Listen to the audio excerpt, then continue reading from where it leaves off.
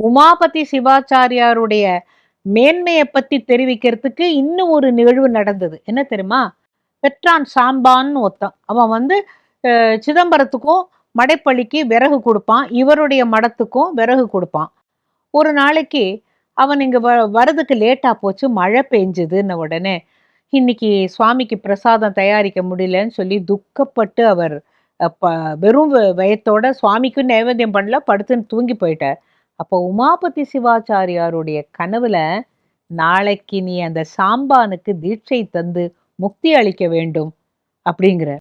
இவர் திடுக்கிட்டு முழிக்கிறார். சாம்பான் அந்த விறகு கொண்டு வரவனுக்கு நான் எப்படி முக்தி கொடுக்கறது அப்படின்ன பொழுது, அந்த சாம்பான் சொன்னா, சிதம்பரத்துல போய் விறகு போட்ட பொழுது எனக்கு ஒரு திருவுள்ள சீட்டு மாதிரி ஒண்ணு சாமி கொடுத்தாரு, யாரோ ஒருத்தர் வந்து கொடுத்தாரு, உங்ககிட்ட கொடுக்க சொன்னார். பார்த்தா உன்னுடைய கண் பார்வையினால் அவனுக்கு தீட்சை தந்து சாம்பானுக்கு முக்தி அளிக்க வேண்டும்.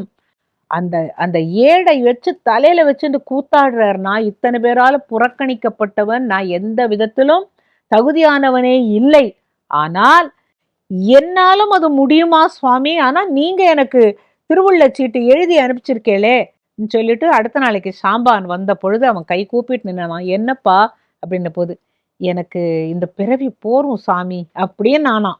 இதுக்காக தான் இவர் காத்துட்டு இருந்த மாதிரி கண் பார்வையினால் அவனுடைய அந்த இடம் அப்படியே அவன் ஒரு ஒரு ஒரு ஒளிப்பிழம்பாக அவன் மேல போயிட்டான்.